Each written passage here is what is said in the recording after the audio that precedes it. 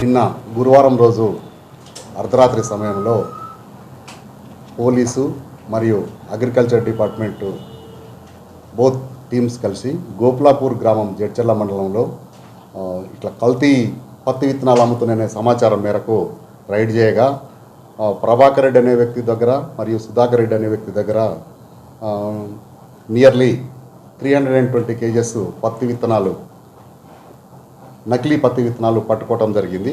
వీటి విలువ అందాజా 3.5 లక్షల వరకు ఉంటుంది. సో వాటిని సీజ్ చేసి తీసుకొచ్చాము. తర్వాత వాటిని టెస్ట్ ల్యాబ్కు పంపించడం జరిగింది. దీంట్లో agriculture department and police department ఇద్దరు సహకారంతో ఇది చేయటం జరిగింది.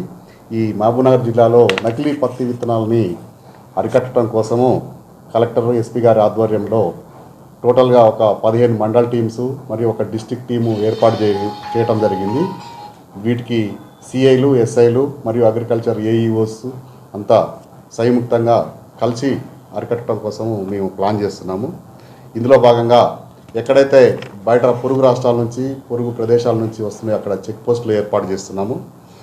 తర్వాత ఈ నకిలీ పత్తి విత్తనాలు కొనకుండా ఏది నకిలీ, ఏవి నిజమైందనే దాని గురించి అవేర్నెస్ క్యాంప్స్ కూడా అగ్రికల్చర్ డిపార్ట్మెంట్ వాళ్ళ సహకారంతో అది కూడా మనం చేస్తున్నాము. ముఖ్యంగా ఎక్కడైతే ఈ పత్తి విత్తనాలు తయారవుతున్నాయో అక్కడ యూనిట్స్ దగ్గర చెకింగ్ చేయటము. తర్వాత ఈ ఆథరైజ్డ్ రీటైల్ డీలర్స్ మండల కేంద్రంలో కానీ టౌన్లో ఉన్న వాటిని చెక్ చేస్తున్నాము. అదేవిధంగా ఈ నకిలీ విత్తనాలు అమ్మేటటువంటి ప్రైవేట్ వ్యక్తులు వాళ్ళ ఇళ్లలో దాచిపెట్టి అమ్మి రైతులకు డైరెక్ట్గా వాళ్ళ మీద కూడా నిఘా పెట్టి మొత్తం 3 లెవెల్స్లో ఈ చెకింగ్ జరుగుతుంది. 100% మేము ఈ సీజన్లో రైతులు నకిలీ పత్తి విత్తనాలు కానీ మరి ఏవి ఇతర విత్తనాలు కానీ కొని నష్టపోకుండా చూస్తానికి మా వంతు మేము ప్రయత్నం చేయటం జరిగింది.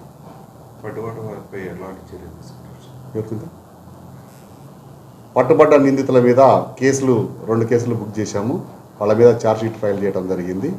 ఒక హిస్టరీ కూడా వాళ్ళకున్న ప్రీవియస్ హిస్టరీ చూసి కూడా అవసరమైతే పీడీ యాక్ట్ నమోదు చేస్తానికి కూడా మేము సిద్ధంగా ఉన్నాం. అదేవిధంగా ఈ విత్తనాలను అరికట్ట భాగంగా ప్రీవియస్ అఫెండర్స్ ఎవరైతే ఇన్వాల్వ్ ఉన్నారో వాళ్ళని మేజిస్ట్రేట్ ముందర బైండ్ ఓవర్ చేసి ఫర్దర్గా అఫెన్షన్ చేయడానికి మేము చర్యలు తీసుకుంటున్నాము. పాత కేసులు కూడా ఇమీడియట్గా విచారణ జరిగి వాళ్ళకి శిక్ష పడేలాగా కూడా చూస్తున్నాం.